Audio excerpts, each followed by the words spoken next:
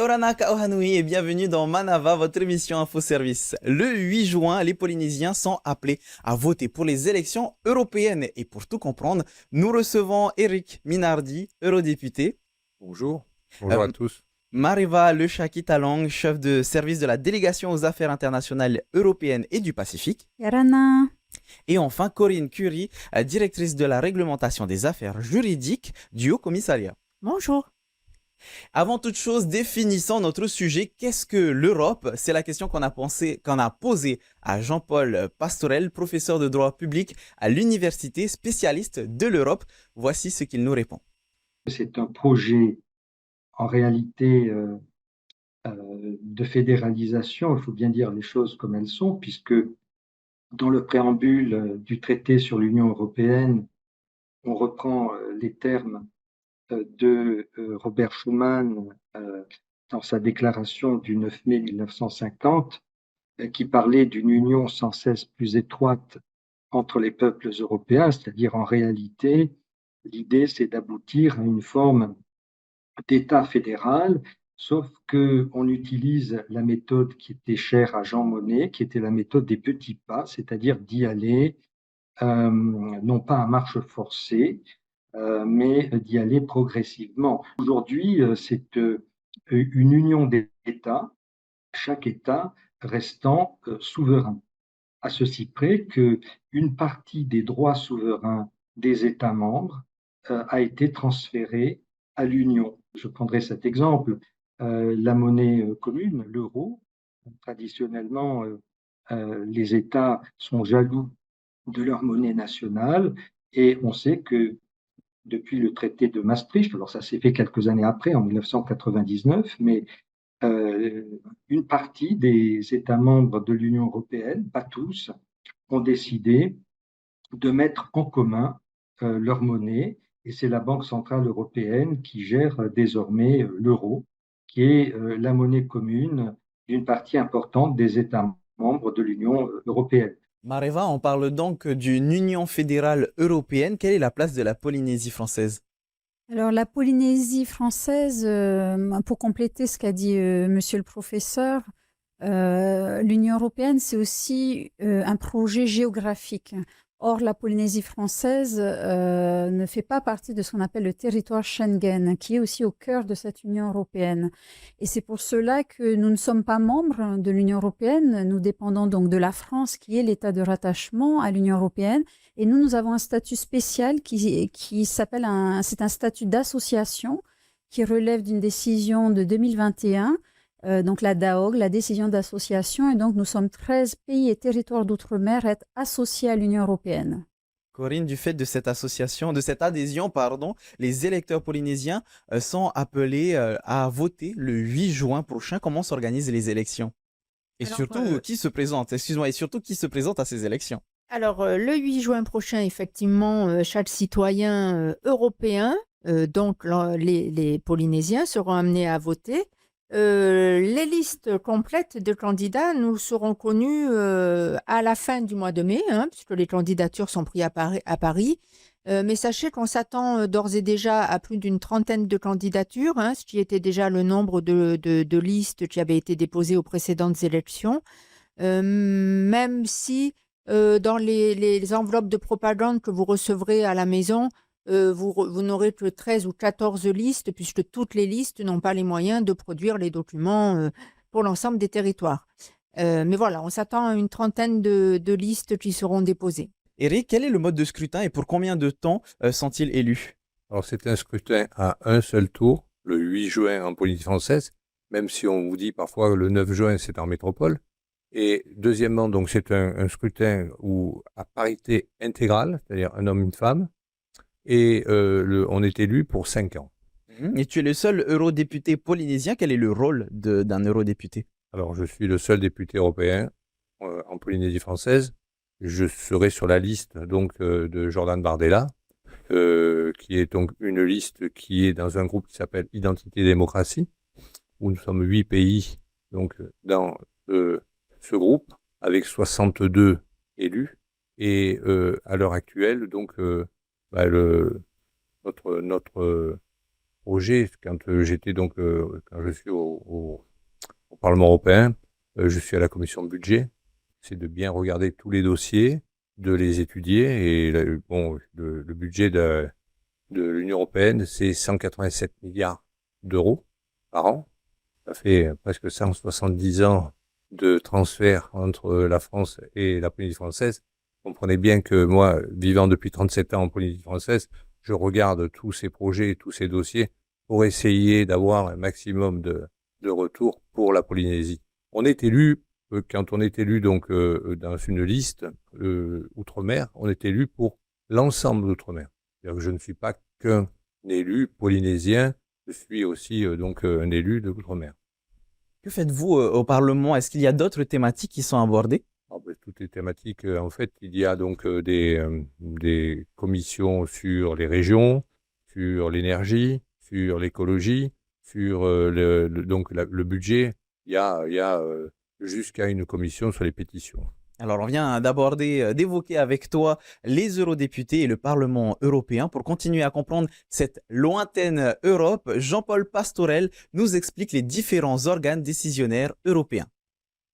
On a un peu reproduit le mode d'organisation des États, c'est-à-dire qu'on retrouve d'abord un exécutif qui est bien sûr impulsé par les États membres, qui se réunissent de façon périodique pour faire le point, et dont le gouvernement et la Commission européenne, qui a d'ailleurs l'initiative des normes européennes, ce qu'on appelle le droit dérivé des traités, des institutions.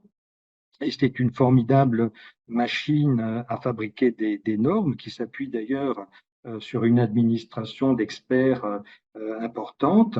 On retrouve le législateur, comme dans tous les systèmes étatiques, avec en quelque sorte deux chambres, l'une qui représente les États avec le Conseil de l'Union européenne et l'autre qui représente davantage les citoyens, le Parlement européen qui est élu au suffrage universel direct et à la proportionnelle. Et puis, on retrouve aussi des instances de contrôle. On retrouve une Cour de justice de l'Union européenne.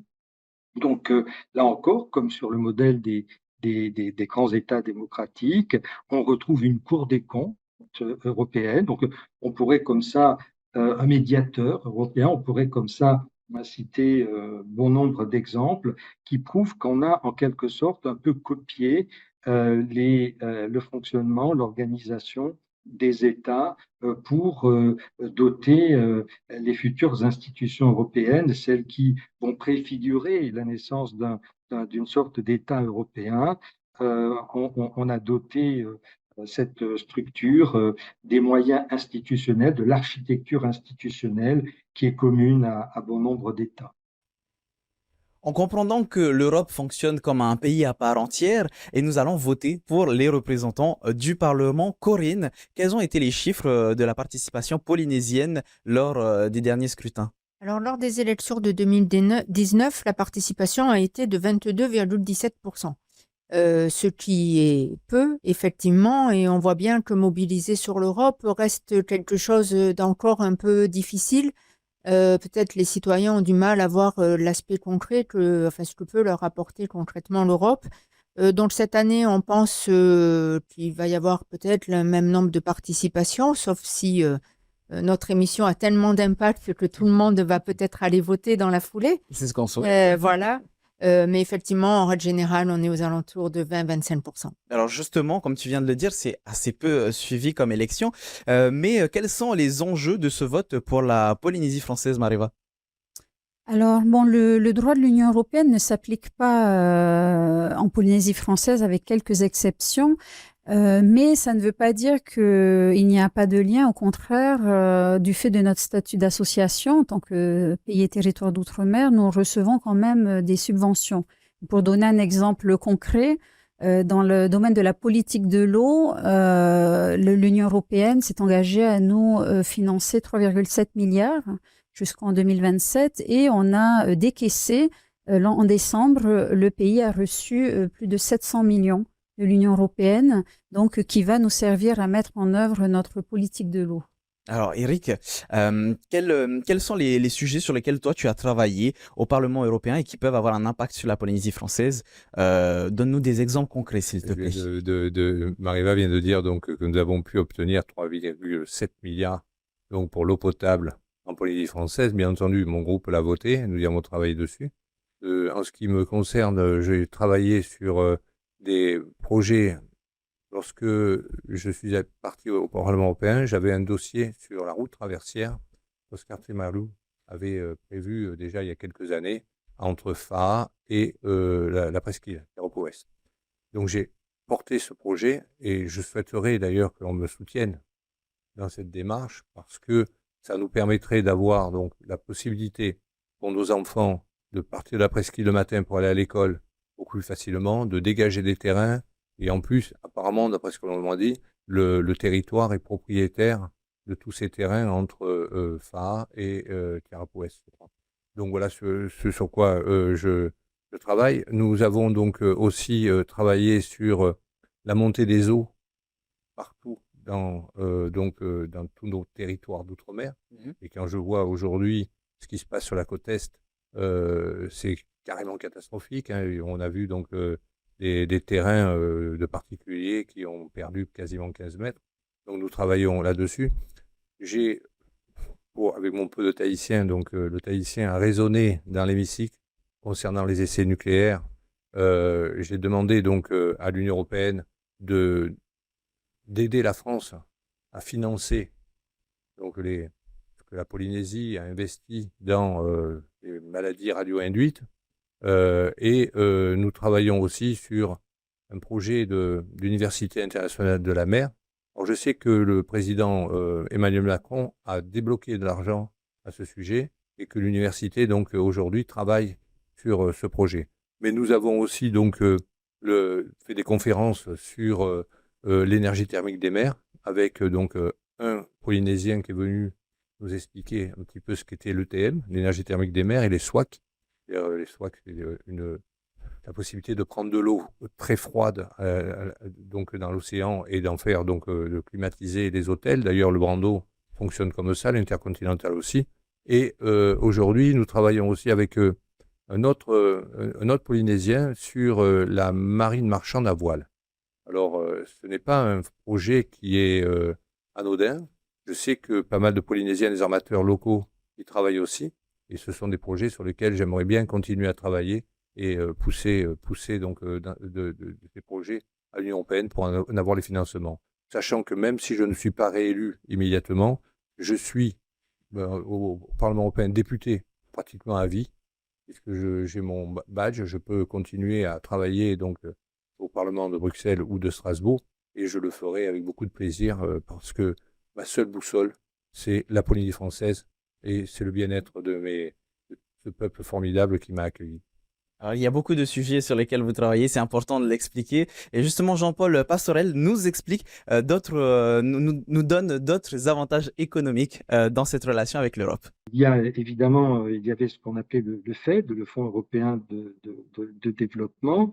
Et puis aujourd'hui, donc il y a une part qui est réservée sur le budget de l'Europe aux pays et territoires d'outre-mer. Nous, ici en Polynésie française, nous avons alors, je ne sais pas s'il faut dire qu'on en bénéficie. Les uns diront que c'est un bénéfice, d'autres peut-être seront plus nuancés. Mais disons qu'on dispose d'une relation asymétrique avec l'Europe. C'est-à-dire que tout ce que nous exportons en Europe, dont la France, mais pas que, entre sur le territoire européen en franchise de droits de douane. Donc, nous pouvons écouler notre marchandise, nos perles, le monoeil, que sais-je encore, sans acquitter de droits de douane à l'entrée du territoire européen. À l'inverse, on a la possibilité, parce que les pays et territoires d'outre-mer sont des territoires douaniers à part entière, on a la possibilité de taxer les produits importés d'Europe et donc de protéger les filières économiques de la Polynésie. Donc, vous voyez, c'est une relation asymétrique qui a pu être considérée comme un avantage pour la Polynésie, ce que les départements d'outre-mer n'ont pas. Mais le prix, j'allais dire, à payer, c'est que nous ne bénéficions pas des mêmes dispositifs d'aide que les départements d'outre-mer et donc ce qu'on appelle les régions ultra-périphériques de l'Europe. Alors, comme on vient de le voir, on a eu l'exemple de la douane. Mariva, est-ce qu'on peut dire que les relations économiques sont à notre avantage? Alors, comme monsieur le professeur l'a expliqué, en théorie, oui, mais hélas, la réalité est que on n'utilise pas assez ces avantages et nos exportations sont encore très faibles, hein. Ce n'est pas une surprise. La balance commerciale dans notre pays est terriblement déficitaire. Et hélas, malgré les dispositifs, en tout cas au niveau de justement la décision d'association, qui ont été mis en place, il y a encore du travail pour en faire une réalité au bénéfice de l'économie de notre pays. Et je voulais juste rajouter un point important, justement, là où les futurs députés qui seront élus seront importants, c'est que la décision d'association qui définit justement notre relation avec l'Union européenne va être renégociée dès l'année prochaine. Et pour entrer, donc ça sera une décision d'association de 2028 à 2034. Et donc, ça sera important d'avoir des bons relais au Parlement européen pour nous aider à avoir la meilleure décision possible. Donc, c'est important de voter. Oui, c'est toujours important. C'est un droit qui a été acquis durement par nos prédécesseuses, nos prédécesseurs. Donc, en effet, allez voter. Et on va continuer avec Jean-Paul Pastorel qui nous donne d'autres exemples d'avantages. On l'écoute. Citoyens de l'Europe, quand on voyage, quand on va en Europe, eh bien, on va bénéficier de tout ce que l'Europe contient. Nos étudiants, par exemple, peuvent partir en Erasmus en Europe pour faire des mobilités. Donc, il y a un lien malgré tout avec l'Union européenne. Et je rappelle que dans la décision d'association entre l'Union européenne et les pays et territoires d'outre-mer, il y a quand même un certain nombre de prescriptions, de recommandations qui sont faites. Si par exemple, on a ouvert à la concurrence, je prends cet exemple, la téléphonie mobile en Polynésie, c'est parce que au fond, l'Europe nous a demandé de respecter le principe de concurrence dans un certain nombre de secteurs, dans un certain nombre de filières. Donc, évidemment, on ne reçoit pas en bloc par paquets successifs toutes les normes européennes, mais on est quand même impacté. Donc, je pense que les électeurs doivent en avoir conscience. Et en tant que citoyens européens, ils ont la chance finalement de pouvoir être associés au devenir de l'Europe. Ils ont cette possibilité de s'exprimer et d'envoyer aussi des messages à l'Europe. Merci donc à l'Europe pour nos forfaits téléphoniques, il faut le souligner. Et justement, pendant cette interview, vous étiez en train de réagir sur notre plateau. Est-ce que vous pouvez partager vos réactions, Eric? Oui, je suis d'accord avec ce que dit le professeur. Je dirais que le problème qui se pose avec l'Union européenne, c'est qu'il y a 27 pays avec 27 administrations différentes. Donc c'est vraiment une grosse machine. Et ils ne comprennent pas trop notre système, le système que nous employons ici, particulièrement sur la fiscalité ou sur notre administration. Donc ils laissent à la France le besoin de répartir les fonds par le FEDER, puisque maintenant, ce n'est plus le FED, c'est le FEDER qui... mais ce sont des fonds qui sont horizontaux, ce ne sont pas des fonds transversaux. Et c'est dommage qu'on n'ait pas plus de dossiers, car il y a des queues de budget, parfois, qui sont importantes, que l'on pourrait récupérer. C'est pour ça que je demande donc au gouvernement local de nous aider à apporter des projets comme cette route traversière, par exemple, ou les projets dont je viens de parler, qui sont des projets qui peuvent énormément apporter à la Polynésie. Mais la différence, c'est qu'il y a des départements d'outre-mer, et donc nous sommes un pays, donc les territoires d'outre-mer, et l'Europe ne comprend pas toujours notre système de fonctionnement, surtout fiscal. Corinne, je voyais que tu me faisais signe, tu voulais réagir toi aussi. Par rapport à ce qu'a dit monsieur le professeur sur le fait de pouvoir voyager. Ce que je voudrais dire à nos téléspectateurs, c'est que le fait d'être polynésien, ça induit le fait d'être français, ça induit d'être européen. Hmm. Et d'être européen n'empêche pas d'être français n'empêche pas d'être polynésien. Donc, en fait, l'Europe, c'est un immense espace qui s'ouvre pour l'ensemble des Polynésiens. Ça permet de voyager dans un espace immense, de connaître d'autres cultures. Les Polynésiens sont des grands voyageurs. Donc, je pense que c'est une vraie chance pour le Polynésien d'appartenir à l'Europe. Et enfin, Mareva? Oui, et justement pour faire le lien entre ce que viennent de dire mes deux collègues, on a accès à certains fonds dits horizontaux, hein, comme monsieur le député l'a dit, Erasmus+. Voilà, c'est une chance à laquelle la Polynésie française a accès. Erasmus+, Horizon Europe, encore Life, mais comme monsieur le député l'a expliqué, maintenant on est en compétition avec des pays, les pays eux-mêmes, les États de l'Union européenne. Donc c'est difficile et on milite déjà à notre service, à notre niveau, le pays, notre service et avec les députés pour qu'il y ait une adaptation des fonds vraiment aux critères, des fonds réservés au PETOM. Et ça a été le cas avec BEST, par exemple. Voilà, c'est un programme qu'on a réussi à dédier uniquement au PETOM, où là, on va dire que la concurrence est plus loyale. Parce que c'est difficile de se battre, de défendre un projet avec nos petites compétences humaines et financières face à des États ou des régions ou des choses comme ça. Quand on parlait de la concurrence des services, ça aussi, c'était une thématique importante de l'Europe? Oui, voilà. En effet, pour avoir accès à des fonds européens, il y a quand même des critères à respecter, mais c'est des critères qui s'avèrent vertueux. Voilà, la concurrence. Donc, on doit adapter nos politiques financières. C'est bénéficier de fonds européens, c'est un gros travail, hein, un gros travail que le pays fait. Où il faut réformer nos politiques des finances publiques, etc.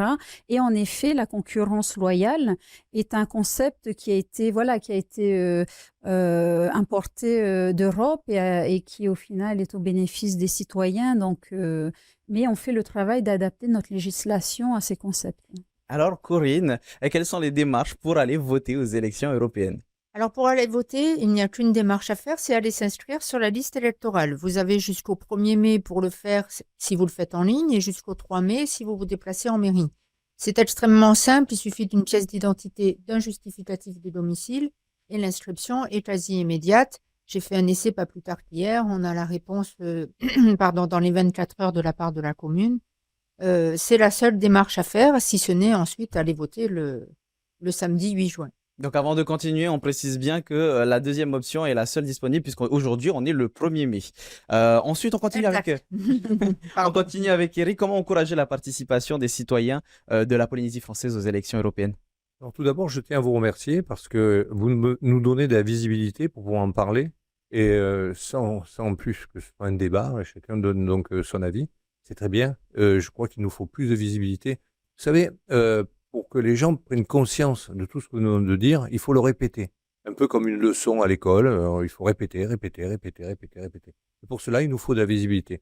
Passer donc au journal télévisé, Mareva ou Corinne, ou pourquoi pas moi, et donc expliquer ce que nous faisons, pourquoi l'Europe est importante, pourquoi il faut aller voter. En plus, c'est un scrutin qui, je trouve, est équitable, car déjà, il y a la parité, mais en plus, c'est la proportionnelle intégrale, ce qui fait qu'il n'y a pas de deuxième tour où il peut y avoir des arrangements et autres.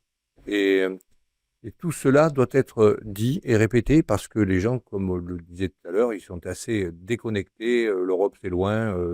La Polynésie, on n'est pas dans l'Union européenne. Et pourtant, avec la mondialisation et l'interconnectivité aujourd'hui, nous sommes tous connectés à l'Europe, aux États-Unis, à la Chine, à tous les pays qui nous entourent et puis même les pays les plus éloignés.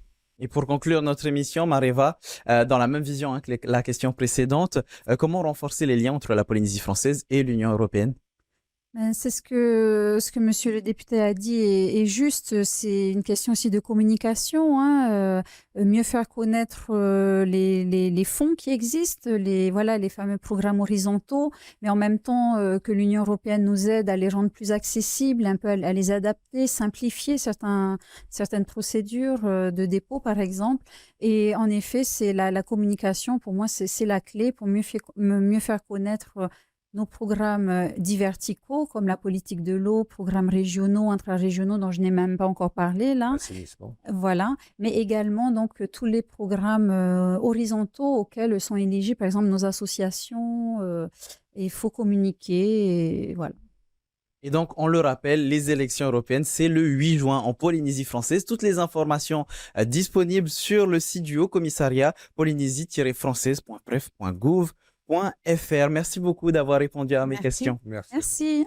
N'oubliez pas que le vote est un droit, mais surtout un devoir. Donc, notez bien dans votre agenda le 8 juin 2024 pour les élections européennes. C'est déjà la fin de notre émission. On se retrouve demain à 17h15. En attendant, passez une bonne soirée sur TNTV avec tout de suite votre VA, votre journal en tahitien. Maruru itotato faririra, trahoma, parayanan.